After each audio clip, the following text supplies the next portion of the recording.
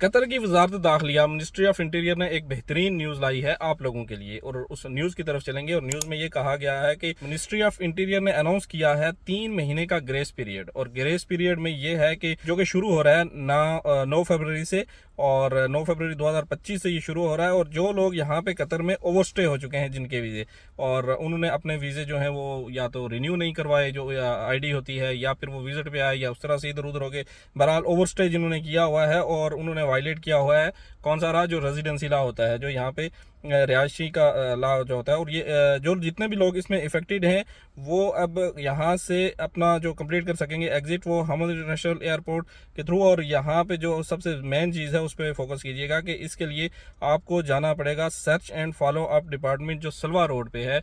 बहुत सारे लोग इससे वाकिफ़ हैं, अगर नहीं है तो आप गूगल मैप में लिखेंगे तो search and follow up department आपके सामने आ जाएगा।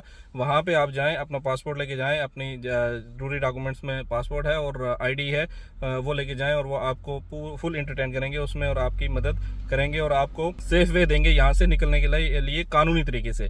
और यहाँ पे आप इजीली अब जा सकते हैं। 3 माह के लिए ये शुरू किया गया है और इससे फ़ायदा उठाएं। अगर किसी बंदे के साथ भी कोई इस तरह की प्रॉब्लम है, जो यहाँ पे ओवरस्टे हो चुका है, या जिसकी आईडी वगैरह नहीं बनी हुई और उसने ज़्यादा लंबा स्टे कर लिया है, तो प्रॉब्लम में है, घर में जाना चाहता है, ये 3 माह के लिए है। उसके बाद क्या होगा वो मिनिस्ट्री बता सकती है, और अगर सख्ती हो गई तो फिर तो आपके लिए बहुत मुश्किल होगी। लेकिन बहरहाल इस वक्त ये रियायत दी गई है, तो इस रियायत से ज़्यादा फ़ायदा उठाइए और दोस्तों के साथ इस वीडियो को शेयर कीजिए। और मज़ीद वीडियोज़ के लिए मुझे फॉलो कर लें। मिलेंगे दूसरी वीडियो में। अल्लाह हाफिज़ और खुदा।